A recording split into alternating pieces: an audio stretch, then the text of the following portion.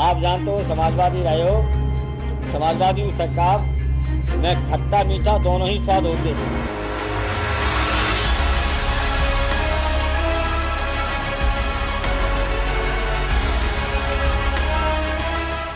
बात 60 के उस दशक की है जब पूरे भारत में समाजवाद की लहर थी। समाजवादी राजनेता राम मनोहर लोहिया समाजवादी आंदोलन के सबसे बड़े अगुवा थे। उस दौर में पूरे भारत ही नहीं बल्कि उत्तर प्रदेश के इटावा में भी समाजवादियों की रैलियां बढ़ चढ़कर हो रही थी और इन रैलियों में नेताजी जरूर शामिल रहते थे।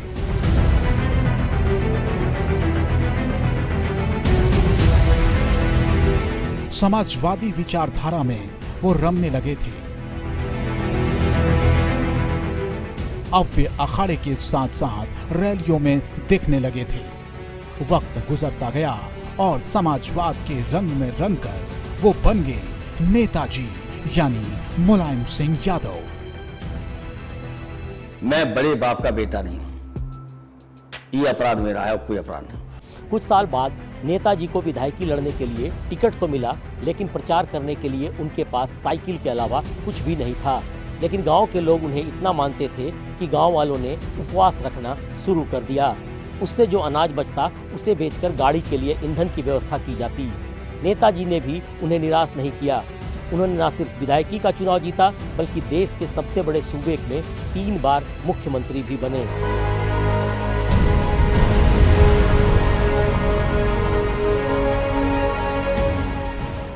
प्रज्ञा सोशलिस्ट पार्टी के बाद डॉक्टर लोहिया ने संयुक्त सोशलिस्ट पार्टी बना ली थी। मुलायम सिंह यादव उस पार्टी के सक्रिय सदस्य बन चुके थे। नेताजी क्षेत्र के गरीबों किसानों की बात करते और उनकी आवाज उठाते। अब सियासत, शिक्षा और दंगल वे तीनों में बराबर समय दे रहे थे। वक्त अपनी रफ्तार से चलता रहा। मुलायम सिंह इटावा से बीए करने के बाद बैचलर ऑफ टीचिंग के लिए शिकोहाबाद चले गए। पढ़ाई पूरी होते ही 1965 में करहल के जैन इंटर कॉलेज में नौकरी लग गई। इस बीच वो साल आ गया जब मुलायम सिंह यादव के नेताजी बनने की कहानी शुरू हुई। हमारे पुराने बहुत साथी जानते होंगे, जमीन पे लेट के भूखे रह करके रात भर चल के, साइकिल पे चल के, ट्रैक्टर में चल के, और हमने 11 महीना में पार्टी बना दी। वो साल 1967 था। यूपी में विधानसभा चुनाव हो रहे थे। मुलायम के राजनीतिक गुरु नथु सिंह उस वक्त जसवंत नगर के विधायक थे। उन्होंने अपनी सीट से मुलायम को मैदान में उतारने का फैसला किया। अच्छा, असली पार्टी बना सकते थे नौजवान, यूथ के 4 नेता बन सकते थे, चारों मेहनत करते थे। 4 यूथ के, चाहे योजना सभा, चाहे यूथ नेता, तो दहिया मानी, बेकार बीच बात बकवास करते हैं। लोहिया से पैरवी की और उनके नाम पर मोहर लग गई। अब मुलायम सिंह जसवंत नगर विधानसभा सीट से सोशलिस्ट पार्टी के उम्मीदवार बन गए थे। नथु सिंह इस बार करहल विधानसभा से चुनाव लड़े और जीते भी। मुलायम की लड़ाई कांग्रेस के दिग्गज नेता हेमवंती नंदन बहुगुणा के शिष्य एडवोकेट लाखन सिंह से था, लेकिन जब नतीजे आए तो सब चौंक गए। हमारे पुराने बहुत साथी जानते होंगे, जमीन पे लेट के भूखे रह करके रात भर चल के, साइकिल पे चल के, ट्रैक्टर में चल के, और हमने 11 महीना में पार्टी बना दी। सियासत के अखाड़े का पहला दंगल मुलायम सिंह न सिर्फ जीते बल्कि 28 साल की उम्र में प्रदेश के सबसे कम उम्र के विधायक भी बने और यहीं से मुलायम सिंह यादव नेताजी हो गए।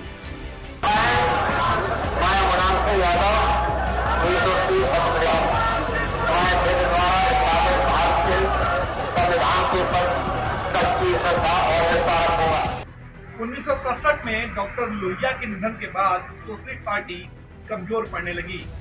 नतीजा ये रहा कि उस साल का विधानसभा चुनाव नेताजी हार गए। अब चौधरी चरण सिंह की पार्टी राष्ट्रीय लोकदल मजबूत होने लगी थी और पश्चिम में किसानों की आवाज चौधरी चरण सिंह बन चुके थे। नेताजी के शामिल होने से पार्टी और मजबूत हुई।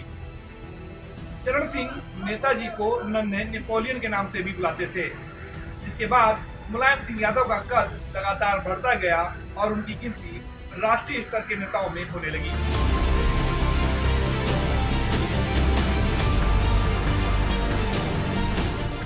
उन्नीस में विधानसभा चुनाव जीतने के बाद मुलायम सिंह को 1969 के चुनाव में हार का सामना करना पड़ा था। फिर इसके अगले दो चुनाव 1974 और 1977 में मुलायम लगातार विधायक बने।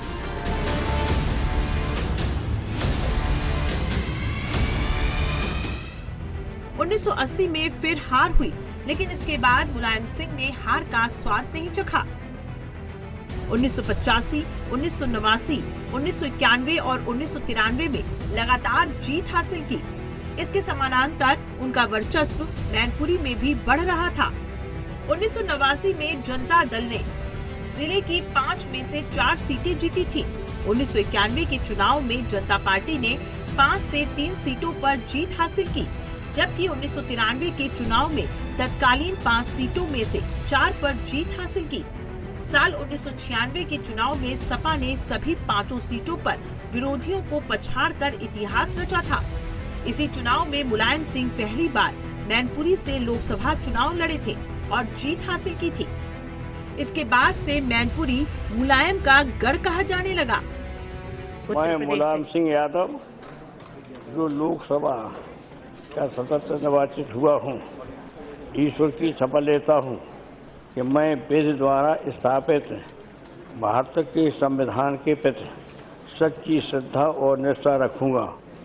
मैं भारत की प्रभुता और अखंडता अक्षुण्ण रखूँगा तथा जिस पद को मैं ग्रहण करने वाला हूँ उसके कर्तव्यों का श्रद्धापूर्वक निर्वहन करूँगा। 1996 के बाद से अब लोकसभा में सपा ही जीत रही है। साल 2012 के विधानसभा चुनाव में सपा ने जिले की 4 सीटों पर जीत हासिल की थी। बीते चुनाव में बीजेपी ने भोगांव सीट सपा से छीनी, लेकिन करहल समेत बाकी 3 सीटों पर कब्जा बरकरार रहा। ग्राफिक्स के जरिए अगर हम देखें तो नेताजी का राजनीतिक सफर कुछ यूं रहा। मुलायम सिंह 1967 में पहली बार विधानसभा के सदस्य चुने गए और मंत्री बने। इसके बाद 1984, 1977, 1985, 1989, 1991, 1993, 1996, 2004 और 2007 में विधानसभा का चुनाव जीता। विधायक रहते हुए 1976 में विधायक समिति के सदस्य बने। 1977 में सहकारी एवं पशुपालन मंत्री रहे। 1980 में लोकदल के अध्यक्ष चुने गए। 1992 में यूपी की विधानसभा में विपक्ष के नेता बने। 1992 में मुलायम सिंह ने समाजवादी पार्टी बनाई। मुलायम सिंह यादव उत्तर प्रदेश के 3 बार मुख्यमंत्री रहे। 5 दिसंबर 1989 से 24 जनवरी 1991 तक, 5 दिसंबर 1993 से 3 जून 1996 तक, 29 अगस्त 2003 से 11 मई 2007 तक यूपी के मुखिया रहे। हमारी पार्टी हितैषी है और जोखिम उठाया है। जब माने अयोध्या कांड हुआ था तो आप समझिए क्या मुसलमानों की हालत करने जा रहे थे लोग। अगर हम उस वक्त महिलाओं अगर नहीं गोली चलती, हमारे सुरक्षा बल गोली नहीं चलाते, अब मेरे खिलाफ केस कर दिया तो मुलायम सिंह ने कहा कि हमने मरवाए। हमने मरवाए नहीं, जिन्होंने जो जिम्मेदारी थी हमारे सुरक्षा बलों की कि कानून कोई तोड़ने न पाए, जिन्होंने कानून तोड़ा और मस्जिद गिराने की कोशिश की, उनके खिलाफ कार्रवाई की। राम मंदिर आंदोलन की सियासी सरगर्मी के बीच ही तत्कालीन प्रधानमंत्री चंद्रशेखर के छोटे राज्यों पे समर्थन के मुद्दे पर मुलायम नाराज हो गए। सितंबर 1992 में तल्ख तेवर दिखाते हुए मुलायम ने चंद्रशेखर की समाजवादी जनता पार्टी से अपना समर्थन वापस ले लिया। दरअसल मुलायम को अंदेशा था कि चंद्रशेखर कहीं कांग्रेस का दामन न थाम ले, क्योंकि चंद्रशेखर और नरसिम्हा राव के बीच की नजदीकियां इस वहम को हवा दे रही थी।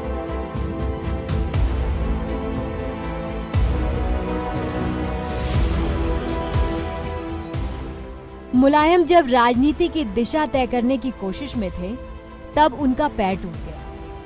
अपने धुन के पक्के पहलवान मुलायम ने फिर भी बैठकें जारी रखी।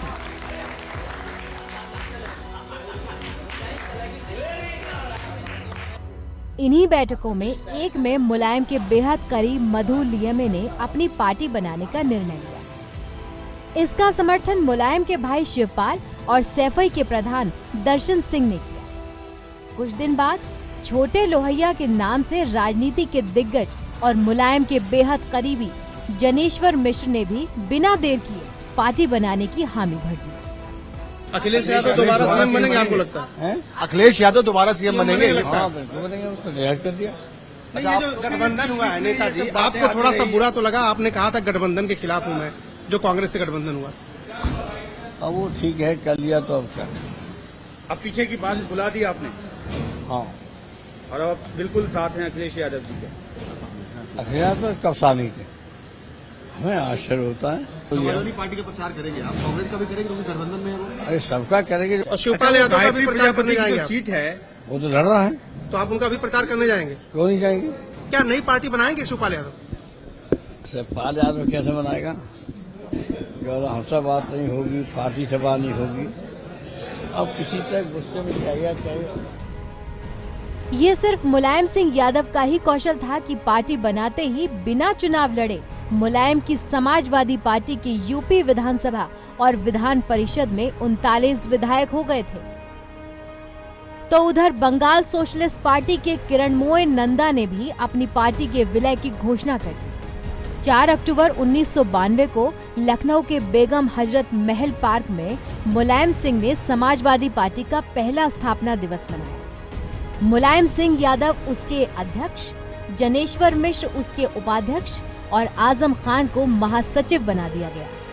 कुछ पार्टी बनी है, बहुत ही पथरीले कटीले रास्ते से चल करके हम यहाँ तक आए हैं, और इतना संघर्ष किसी दल ने नहीं किया है जनता की समस्या को लेकर जितना समाजवादी पार्टी ने किया। इसलिए हम आपसे कहना चाहते, सत्ता में भले हो, अन्याय के खिलाफ संघर्ष करना मत भूलना, नाइंसाफी के खिलाफ संघर्ष करते रहना, और सांप्रदाय सद्भाव तोड़ने की बहुत बड़ी साजिश हो रही है, उनको किसी तरह से सद्भावना और सद्भाव भाईचारा को तोड़ने मत देना। 1996 में मुलायम सिंह यादव 11वीं लोकसभा के लिए मैनपुरी लोकसभा क्षेत्र से सांसद चुने गए। उस वक्त संयुक्त मोर्चा सरकार बनी थी, जिसमें वो लगातार शामिल रहे। आगे चलकर वो देश के रक्षा मंत्री भी चुने गए। हालांकि संयुक्त मोर्चा की सरकार ज्यादा दिन तक नहीं टिक पाई।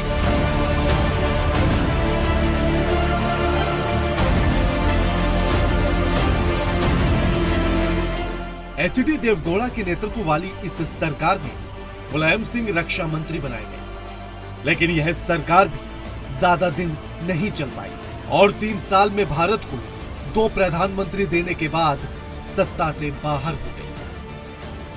बीपी सिंह की अहम भूमिका रही है, और अडवाणी से और विदेशी साम्राज्यवादी शक्तियों से बीपी सिंह भी मिले हुए थे, और बीपी सिंह ने भी इस सरकार को गिराने में पूरा षड्यंत्र रचा। और मुझे खुशी इस बात की है कि काशीराम जी ने स्वीकार किया। कल टेलीग्राफ अखबार में उन्होंने इंटरव्यू में बता दिया है कि इस मुलायम सिंह की सरकार को गिराने के लिए कई बार बीपी सिंह ने हम पर दबाव डाला, मिले। इसके बाद सीपीआई की इंद्रजीत गुप्ता मिले। जनता दल में रामविलास पासवान को छोड़ करके सारे जनता दल के इस षड्यंत्र में शामिल थे। CPI भी शामिल थी, जनता दल भी शामिल था और BP सिंह शामिल थे और कांग्रेस पार्टी में 3-4 लोगों को छोड़ के मैं प्रधानमंत्री के सभी थे। लेकिन मार्क्सवादी कम्युनिस्ट पार्टी, रामविलास पासवान और चंद्रशेखर इस षड्यंत्र में शामिल नहीं थे। मुलायम सिंह यादव को प्रधानमंत्री बनाने की भी बात चली थी। प्रधानमंत्री पद की दौड़ में नेताजी सबसे आगे खड़े थे, लेकिन लालू प्रसाद यादव और शरद यादव ने उनके इस इरादे पर पानी फेर दिया।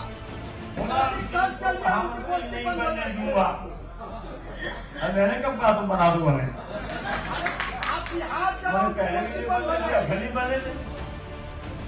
इसके बाद चुनाव हुए तो मुलायम सिंह संभल से लोकसभा में वापस लौटे। असल में वे कन्नौज से भी जीते थे, लेकिन वहां से उन्होंने अपने बेटे अखिलेश यादव को सांसद बनाया। मैं अखिलेश यादव जो लोकसभा का सदस्य निर्वाचित हुआ हूं, ईश्वर की शपथ लेता हूं कि मैं विधि द्वारा स्थापित भारत के संविधान के प्रति सच्ची श्रद्धा और निष्ठा रखूंगा। मैं भारत की प्रभुता और अखंडता अक्षुण्ण रखूंगा तथा जिस पद को मैं ग्रहण करने वाला हूं, उसके कर्तव्यों का श्रद्धापूर्वक निर्वहन करूंगा। 2012 का चुनाव मुलायम सिंह यादव के नाम पर लड़ा गया। इस चुनाव में पहली बार समाजवादी पार्टी को पूर्ण बहुमत मिला था, लेकिन मुलायम सिंह यादव ने अपने बेटे अखिलेश यादव को मुख्यमंत्री बना दिया।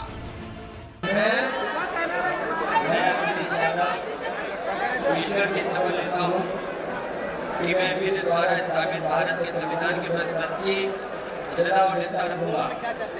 मैं भारत की प्रभुता और अखंडता अक्षुण्ण रखूंगा। मैं उत्तर प्रदेश राज्य के मुख्यमंत्री के रूप में अपने कर्तव्यों का श्रद्धापूर्ण और शुद्ध अंतःकरण से निर्वहन करूंगा तथा मैं भय या पक्षपात, अनुराग या द्वेष के बिना सभी प्रकार के लोगों के प्रति संविधान और विधि के अनुसार न्याय करूंगा। मैं अखिलेश यादव ईश्वर की शपथ लेता हूं कि जो विषय उत्तर प्रदेश राज्य के मुख्यमंत्री के रूप में मेरे विचार के लिए लाया जाएगा अथवा मुझे ज्ञात होगा, उसे किसी व्यक्ति या व्यक्तियों को तब के सिवाय जबकि ऐसे मुख्यमंत्री पद के रूप में मैं अपने कर्तव्यों के समय निर्वहन के लिए ऐसा करना उचित हो, मैं प्रत्यक्ष अप्रत्यक्ष रूप से संसूचित या प्रकट नहीं करूंगा।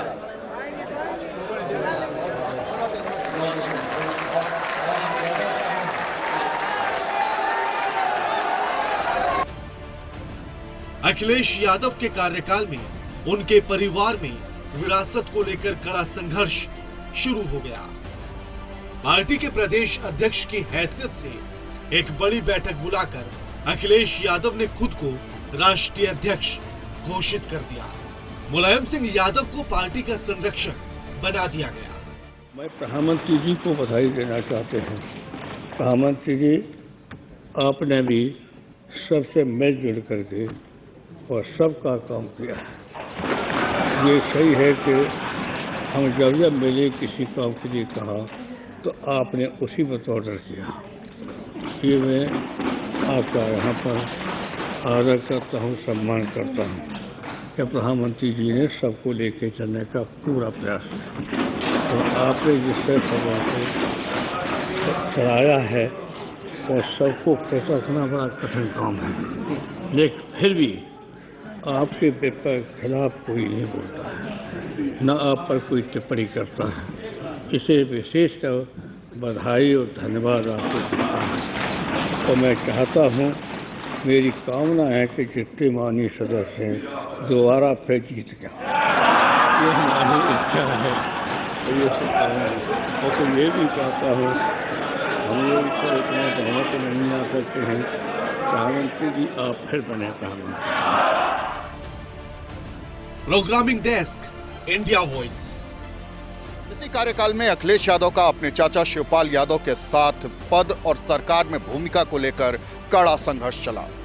2017 के विधानसभा चुनाव में जब समाजवादी पार्टी की बुरी तरह से हार हुई तो शिवपाल यादव ने प्रगतिशील समाजवादी पार्टी के नाम से अपना एक नया दल खड़ा कर लिया। मुलायम सिंह यादव फिलहाल मैनपुरी से सांसद हैं और समाजवादी पार्टी के राष्ट्रीय संरक्षक बने हुए हैं। मुख्यमंत्री के इस खास कार्यक्रम में आज के लिए बस इतना ही है। नमस्कार।